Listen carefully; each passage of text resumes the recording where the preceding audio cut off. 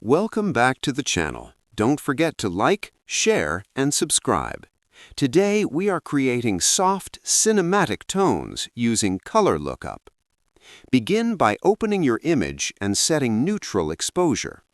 Soft, cinematic tones focus on smooth transitions and gentle contrast.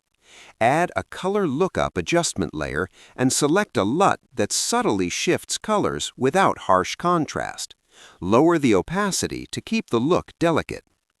Add a curves adjustment layer and slightly lift the shadows while softening highlights. This creates a smooth, cinematic feel. Use color balance to add mild warmth to highlights or coolness to shadows. Zoom in to check